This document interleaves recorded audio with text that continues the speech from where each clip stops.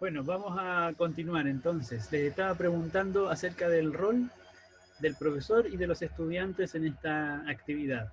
¿Alguien sugiere alguna forma de caracterizar o de describir qué es lo que hace el profesor y qué es lo que hacen los estudiantes en la actividad del cubo de hielo? Me imagino que el profesor debe tener como la función de como que los niños abran con un poquito más su curiosidad y creatividad ¿De acuerdo? para imaginar lo que puede pasar y de los estudiantes también creo que abrirse a las posibilidades ¿Ya? eh, y a la disposición de ser como curiosos. Siento que en la ciencia es como súper relevante la curiosidad de parte de los estudiantes y del mismo profesor también. De acuerdo, muy bien. Efectivamente, el profesor genera ciertas condiciones, ¿cierto?, para que los estudiantes, podríamos decir, exploren, busquen, descubran, y los estudiantes, al mismo tiempo, o por su parte, eh, se tienen que mostrar dispuestos a explorar, a descubrir, a hacer uso de su imaginación, tal vez, para poder explicar el fenómeno. Y en ese sentido podemos distinguir estas funciones o estos roles de profesor y de estudiante. ¿Alguien se le ocurre alguna otra forma de caracterizar este rol o estos roles? Yo creo que son como más autónomos, porque como los estudiantes, porque como que por ellos mismos están buscando, están como descubriendo, viendo, como dándole una hipótesis a por qué pasó eso, es como algo más autónomo, creo yo, por parte de los estudiantes. De acuerdo, Daniela, gracias. Efectivamente, ¿cierto? Hay un espacio de autonomía importante para los estudiantes en la medida en que el profesor les dice hagan estos procedimientos o sigan este procedimiento y luego respondan estas preguntas. Y los estudiantes lo que tienen que hacer es por su propia cuenta, podríamos decir, autónomamente, repetir o reproducir el procedimiento, explorar utilizando los materiales y luego dar la respuesta solicitada. ¿Cierto? En ese sentido, efectivamente, hay un espacio de autonomía para los estudiantes. ¿Algo más? ¿Alguien quisiera agregar algo más? Bueno, les voy a pedir que mantengan en la memoria entonces este ejercicio y esta actividad y el análisis que hicimos, porque lo vamos a retomar en breve para situarlo en alguno de estos dos modelos de enseñanza que les dije que hoy día vamos a caracterizar. Eh, la enseñanza por transmisión y la enseñanza por descubrimiento. Son dos modelos, como les decía, uno muy tradicional y el otro que surge en respuesta o de alguna manera crítica a a la enseñanza tradicional, que es la enseñanza por descubrimiento. Para caracterizarlo vamos a mirar dos ejemplos de clases. En una primera clase vamos a hablar de un escenario en el cual los estudiantes aprenden sobre soluciones y solubilidad. Y en un segundo escenario o una segunda clase vamos a mirar también o analizar una situación en la cual los estudiantes realizan soluciones de un pigmento de beta-raga con agua y utilizan eso para tratar o para desarrollar el mismo tema, la misma unidad temática, digamos, que están abordando los estudiantes en el escenario 1. Para hacer esta mirada o esta descripción vamos a acudir a un par de relatos que están dados en uno de los textos que yo les indiqué hace algunas clases y que hoy día se los voy a volver a mencionar. Y tratando de identificar en esos relatos posibles fortalezas o posibles debilidades asociadas a cada uno de los escenarios. Entonces vamos a ir tratando de caracterizar las clases en términos de fortalezas y debilidades en función de lo que ocurre. Primer escenario, soluciones e insolubilidad. Yo voy a dar lectura de este escenario, de esta interacción pedagógica, dado que es posible que algunos no puedan ver con claridad el texto. Pero como les digo, esto estaba en uno de los artículos que les sugerí leer. El primer escenario simulado dice lo siguiente. Es una clase de sexto básico. En el pizarrón se lee el título de la unidad didáctica que los alumnos están por comenzar, soluciones y solubilidad.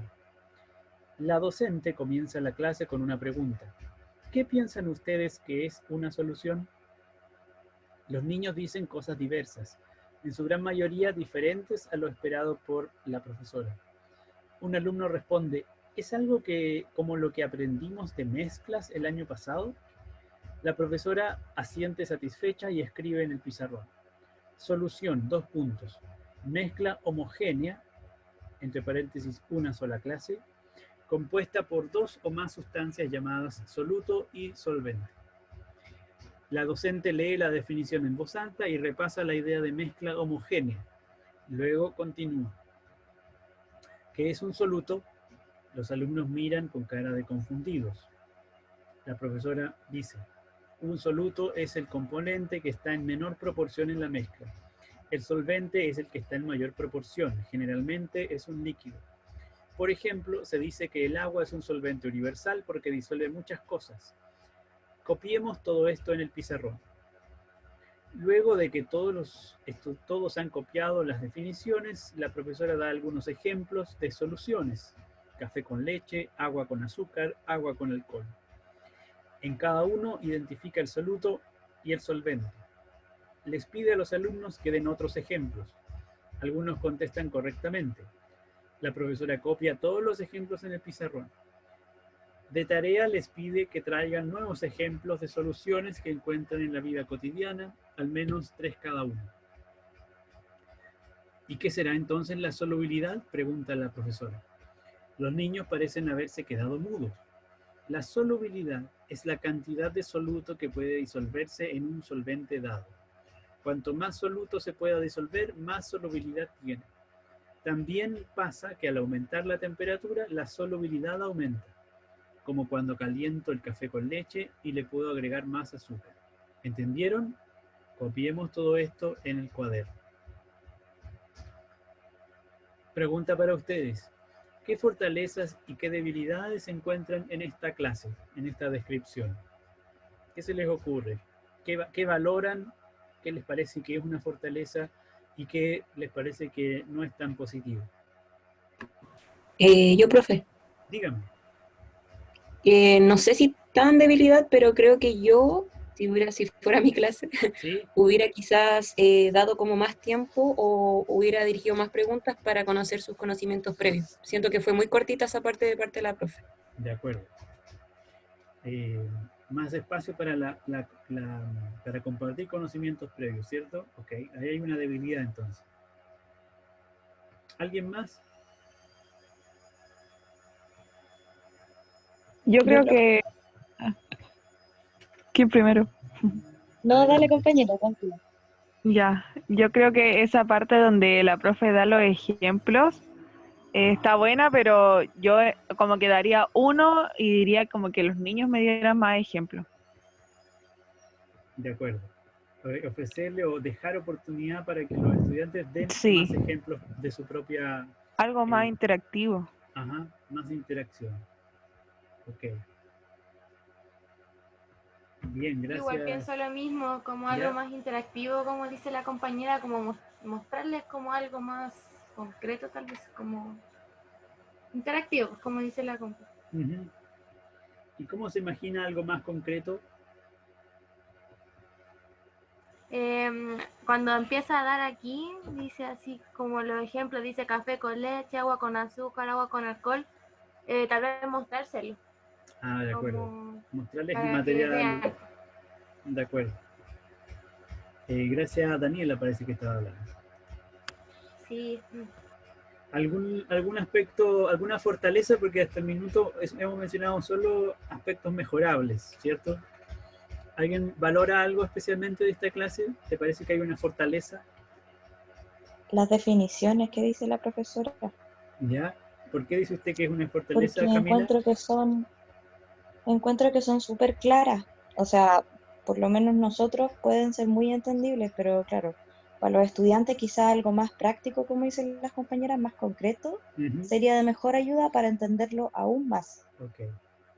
Definiciones claras son una fortaleza, aunque podría a lo mejor complementarse con aspectos más concretos. Perfecto, gracias Camila. ¿Alguna otra fortaleza se les ocurre?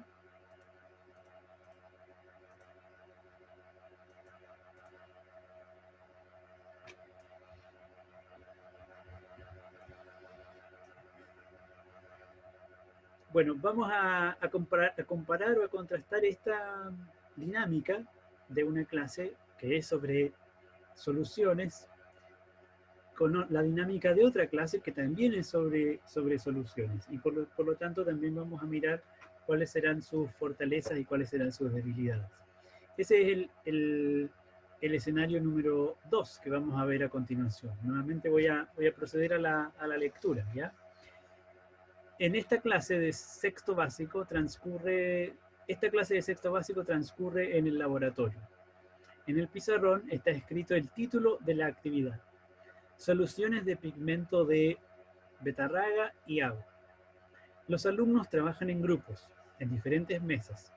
Cada equipo tiene un balde con agua tibia y pedacitos de betarraga cortados.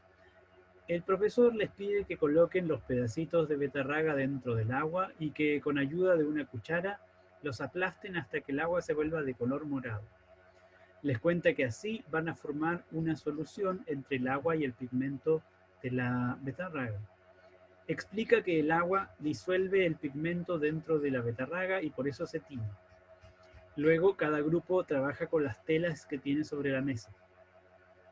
El profesor les muestra que tienen que enrollarlas como un arrollado, como un matambre. Pueden hacerles nudos y usar bandas elásticas y con eso van a lograr efectos artísticos. Al final, los estudiantes usan sus tinturas recién fabricadas para teñir sus telas. Ellos están fascinados.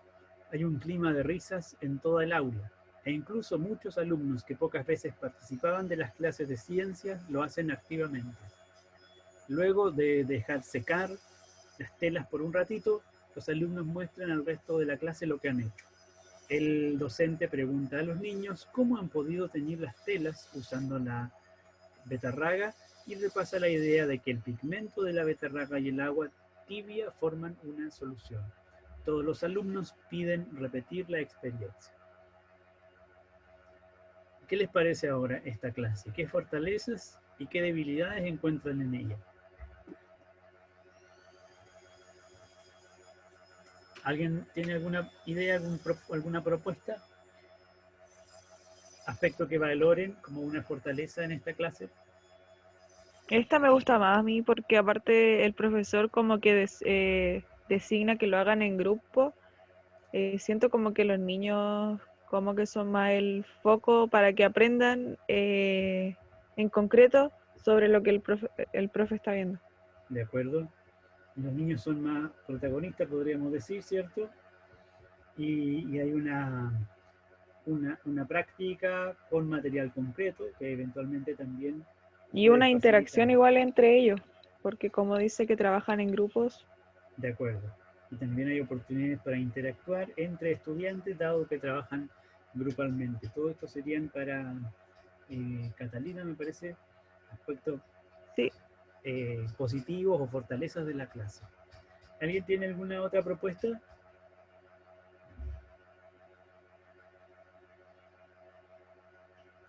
A mí igual.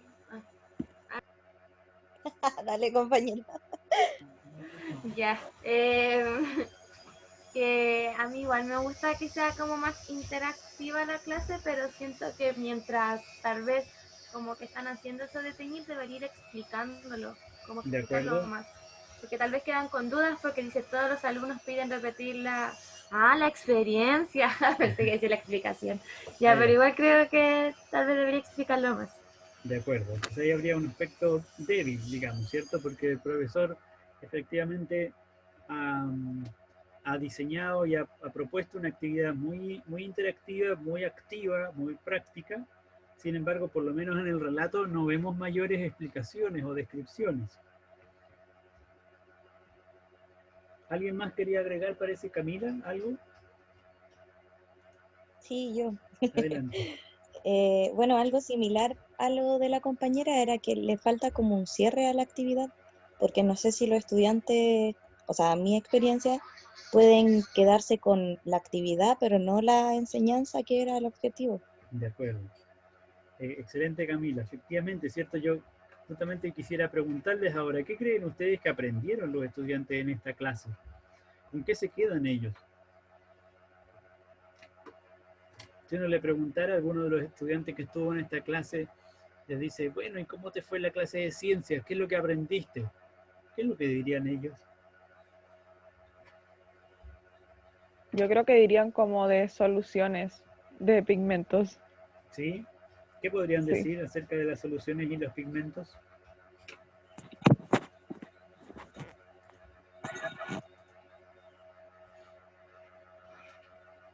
Tal vez que los pigmentos tiñen, ¿Ya? que cuando uno mezcla el pigmento con agua logra teñirse.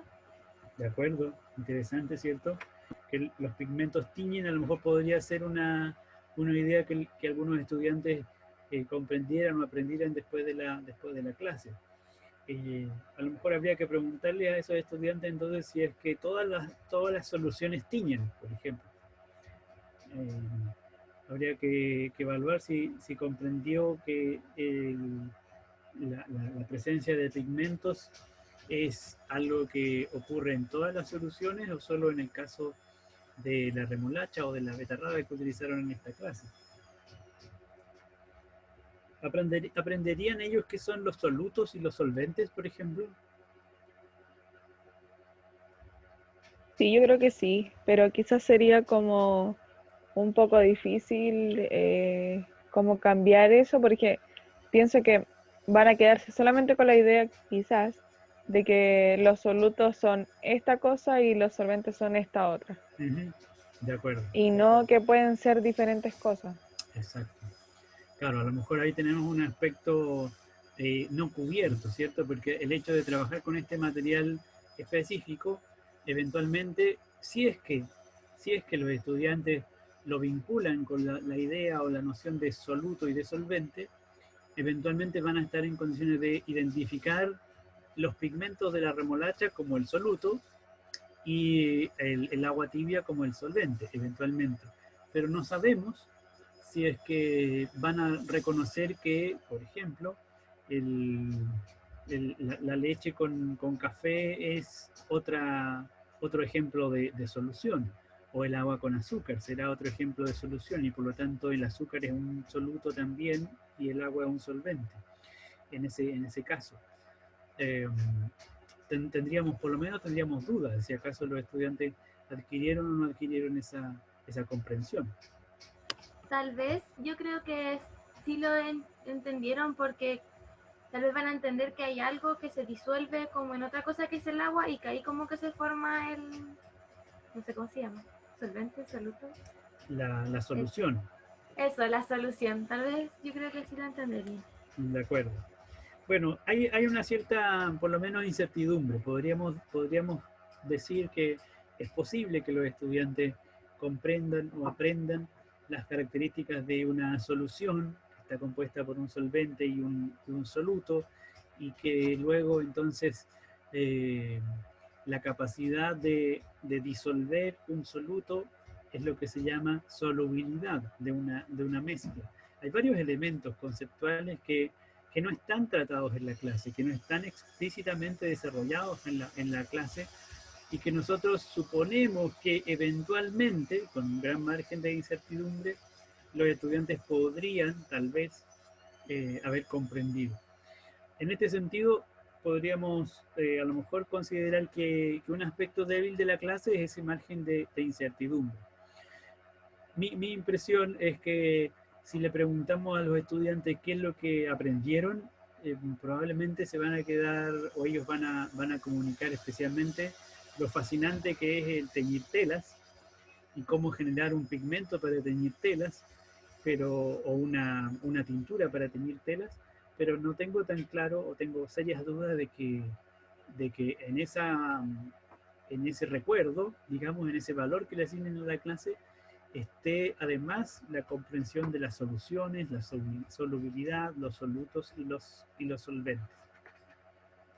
creo que ahí hay aspectos que no están del todo cubiertos en esta clase. A diferencia de la clase anterior, si se fijan en la clase anterior, una de las cosas, o tal vez lo único que valoramos, fue la presencia de definiciones muy claras de cada uno de estos elementos. Sin embargo, entre las principales debilidades estaba justamente la falta de interacción y la falta de uso de material concreto para visibilizar o visualizar. Que quizás si las dos clases estuvieran juntas sería perfecto. Ah, muy bien. A lo mejor, claro, a lo mejor hay que pensar en una integración o en una síntesis entre estas dos formas de organizar la enseñanza, ¿no? Bueno, estos dos escenarios efectivamente corresponden a descripciones que podríamos decir son en cierta manera caricaturizadas, porque exageran un cierto rasgo, algunos aspectos, justamente para representar o para mostrar cómo se ven dos modelos de enseñanza distintos.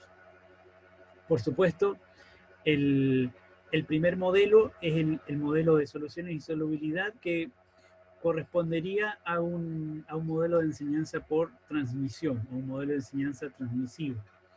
Mientras que el segundo escenario, en el cual los estudiantes están muy activos, corresponde a un modelo didáctico de enseñanza por descubrimiento espontáneo.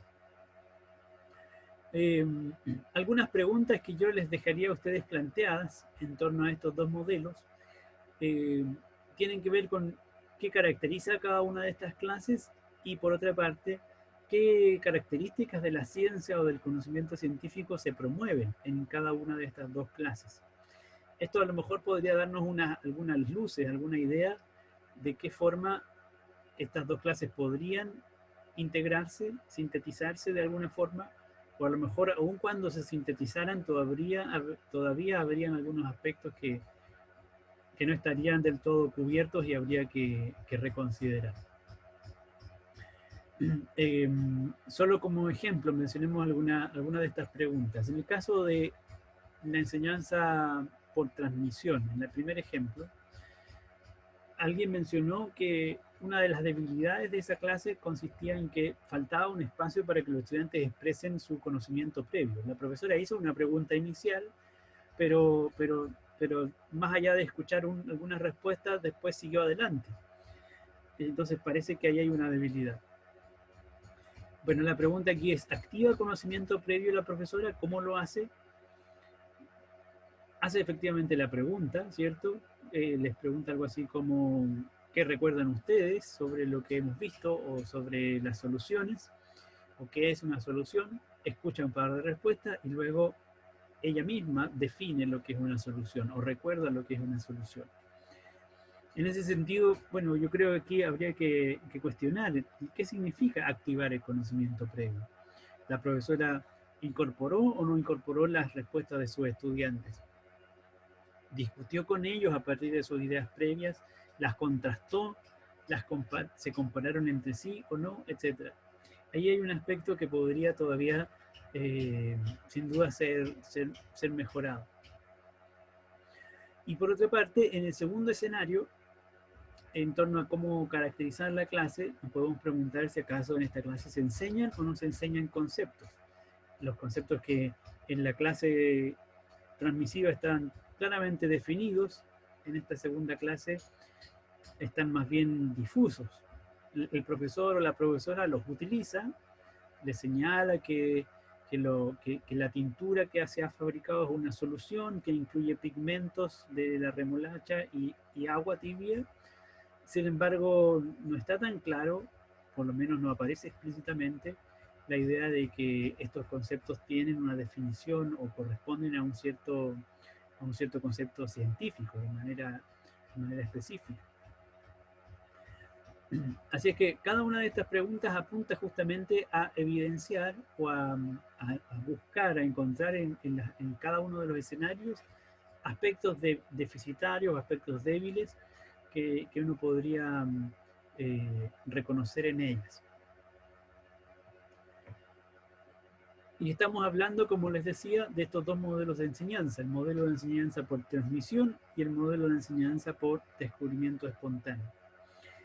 Cada uno tiene algunas aspectos que podríamos considerar fortalezas y otros que podríamos considerar debilidades. En una primera instancia podemos efectivamente proyectar la posibilidad de una síntesis entre estos dos modelos, y eventualmente, si algo así hiciéramos, lo más probable es que nos encontremos con un nuevo modelo de enseñanza, con un modelo didáctico distinto para la enseñanza de las ciencias naturales. Y un poco ese es el ejercicio o el camino que vamos a seguir. Por hoy día nos vamos a quedar solamente con esta caracterización de estos dos modelos. En la siguiente clase vamos a mirar un tercer modelo de enseñanza. Y habíamos dicho que lo íbamos a caracterizar utilizando 4 categorías. En primer lugar, la visión sobre conocimiento científico que se promueve o que se difunde en cada uno de estos modelos didácticos.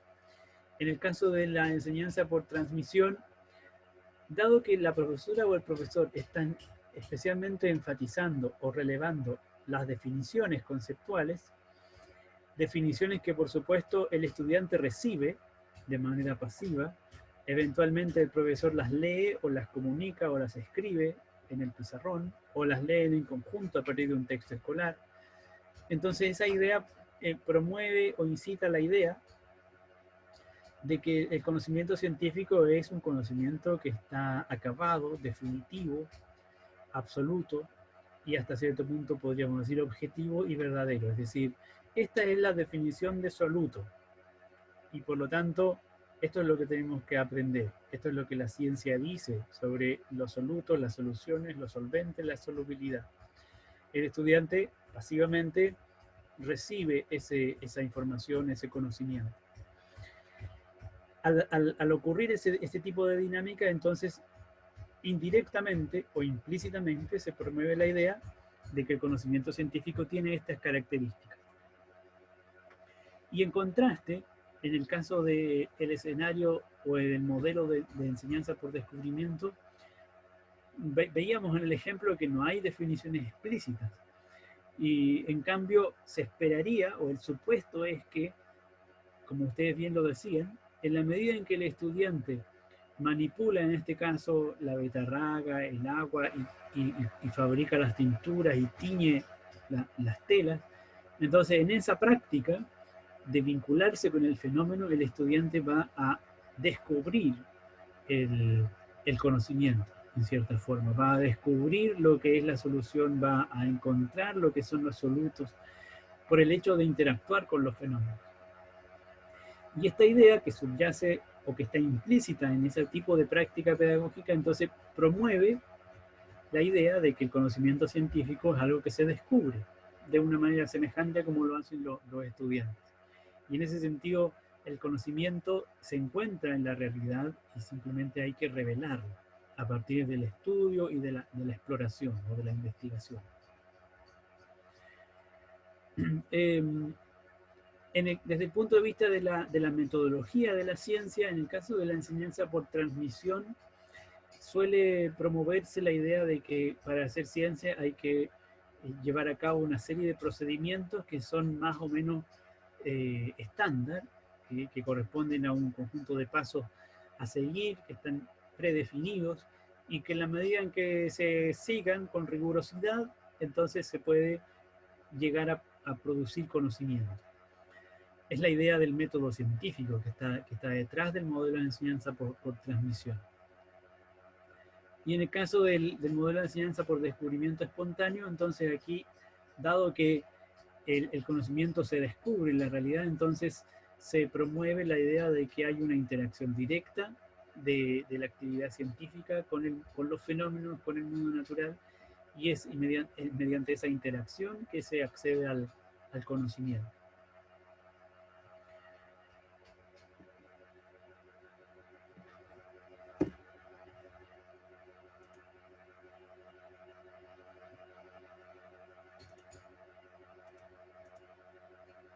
Desde el punto de vista de los roles de profesor y estudiante, aquí es mucho más clara la distinción, porque en estos dos modelos claramente hay un contraste entre, por una parte, un profesor que comunica, que transmite conceptos de manera activa, y que por lo tanto es quien entrega el conocimiento, en ese sentido tiene un cierto saber, una cierta autoridad epistémica sobre los estudiantes, mientras los estudiantes, por supuesto, reciben o consumen el conocimiento que el profesor entrega. Y por lo tanto su rol, su función es atender, recordar los conceptos que se entregan o que se reciben en la clase. Y por otra parte, en el caso del modelo de enseñanza por descubrimiento espontáneo, como ustedes también señalaban, el profesor o la profesora diseña, establece ciertas condiciones para el aprendizaje, define, por ejemplo, el uso del laboratorio, define los materiales, define cuál es la actividad a realizar, eventualmente alguna pregunta, pero espera finalmente que sean los estudiantes quienes en la práctica, en el ejercicio de realizar la actividad, descubran cómo funcionan los fenómenos, qué es lo que es, cómo se pueden explicar los fenómenos. Y en ese sentido el estudiante se convertiría en un generador autónomo de conocimiento o de su propio aprendizaje. Y también habíamos valorado justamente ese aspecto de la autonomía, ¿cierto?, del estudiante en el escenario del descubrimiento espontáneo. Así es que vemos que en función de estas 4 categorías, estos 2 modelos se pueden caracterizar o contrastar de un modo bastante claro. Y tenemos, por supuesto, que hacernos la pregunta luego en relación a cuán efectivos son estos modelos. Uno puede encontrar cierta evidencia en cuanto a la efectividad de la enseñanza de las ciencias por medio de la transmisión, la efectividad de la enseñanza de las ciencias por medio del descubrimiento espontáneo. En síntesis, les puedo decir que justamente el modelo didáctico de enseñanza por descubrimiento es una respuesta crítica al modelo de enseñanza por transmisión sobre la base de que en realidad los estudiantes no aprenden mucho, aparentemente, cuando se utiliza un modelo didáctico de estas características. El hecho de que los estudiantes reciban definiciones no facilita el que ellos aprendan esos conceptos. Muchas veces los estudiantes no los aprenden simplemente por el hecho de que el profesor los repita o los reproduzca. Y en el caso del descubrimiento espontáneo, que surge justamente como una respuesta crítica y alternativa a la transmisión, ocurre que una de las críticas importantes que ha recibido es que al carecer de la formalización conceptual, al descansar de manera excesiva en esta lógica, diríamos, inductiva, en el sentido de que el estudiante se aproxima a la exploración y se espera que a partir de allí descubra o encuentre una construcción conceptual, la evidencia dice que tampoco resulta ser un camino efectivo para el aprendizaje de la ciencia. Porque para aprender ciencia necesariamente hay que integrar el desarrollo conceptual con la actividad empírica. Pero vamos a dejar ese aspecto más crítico respecto de estos 2 modelos para el tratamiento del tercer modelo de enseñanza que vamos a ver en la clase siguiente. Ahora yo les preguntaría en cuál de estos 2 modelos didácticos que vimos recién clasificaríamos la actividad del cubo de hielo. ¿Qué les parece a ustedes? Descubrimiento espontáneo. Descubrimiento espontáneo. ¿Por qué lo diría así? Porque hay una interacción con la realidad, como decía el descubrimiento espontáneo. De Y acuerdo. el alumno es el protagonista de un trabajo como autónomo. Efectivamente. De acuerdo, efectivamente, ¿cierto? Los estudiantes tienen autonomía para explorar y de acuerdo a las preguntas que se le habían formulado era ¿cómo explicas lo que observas?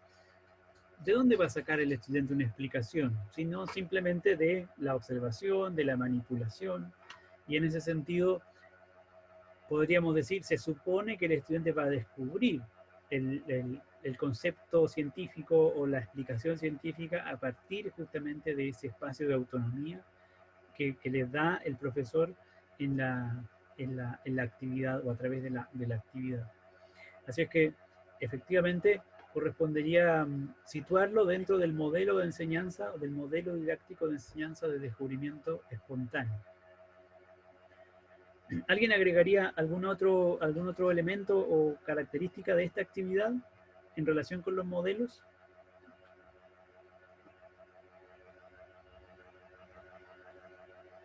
Que ellos también tienen una interacción directa con lo que está pasando.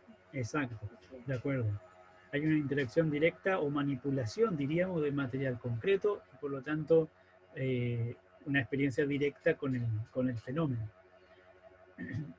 Yo voy a agregar un par de elementos adicionales en torno a esta actividad. Por una parte, efectivamente la podemos clasificar en el modelo de enseñanza por descubrimiento, ya que, como veíamos en relación a los roles, el profesor genera las condiciones para que los estudiantes interactúen con el fenómeno y espera que ellos descubran una explicación para lo que observan. En ese sentido, el estudiante es un generador autónomo de conocimiento. Pero quiero agregar, además, que la actividad parece ser inadecuada para el contexto curricular que el profesor seleccionó, porque incluye, fíjense, algunos fenómenos adicionales que ustedes mencionaron cuando hablamos de la actividad. En este caso, los fenómenos adicionales son la solubilidad y el cambio de propiedades de una mezcla, ya que esto puede generar confusión en la comprensión de los cambios de estado de la materia. Este es un rasgo o una característica de esta actividad que es, por supuesto, complementaria o adicional al hecho de que sea un ejemplo de actividad según el modelo de descubrimiento espontáneo. Pero es importante prestarle atención justamente a la actividad en sí misma para saber su valor en cuanto contribuye a la comprensión de lo que se espera que los estudiantes aprendan, o al contrario, a lo mejor la actividad dificulta esa comprensión. Quiero justamente a propósito de esto mostrarles una breve descripción de qué es lo que ocurre, se supone, en la actividad. Me parece que Daniel había preguntado por qué ocurre que el hilo levanta el hielo. Bueno, lo que ocurre es que se produce una mezcla de agua y sal, por lo tanto, esa mezcla adopta o cambia las propiedades físicas del agua. La solución de agua y sal tiene propiedades físicas distintas que el agua pura. Y por lo tanto, en este caso lo que ocurre es que cambia el punto de congelación de la solución. Y eso facilita que el hilo se moje por su interior en un fenómeno que se conoce como capilaridad, es decir, el agua líquida ingresa por la porosidad del hilo. Sin embargo, en la medida en que la sal se disuelve en el agua y... Sí, perdón. Queda menos de un minuto. Ya, entonces se va a interrumpir esto en cualquier instante. Voy a continuar con esta misma explicación en breve, nos volvemos a conectar y vamos a cerrar en los próximos 5 minutos, ¿ya? Para que no nos extendamos demasiado.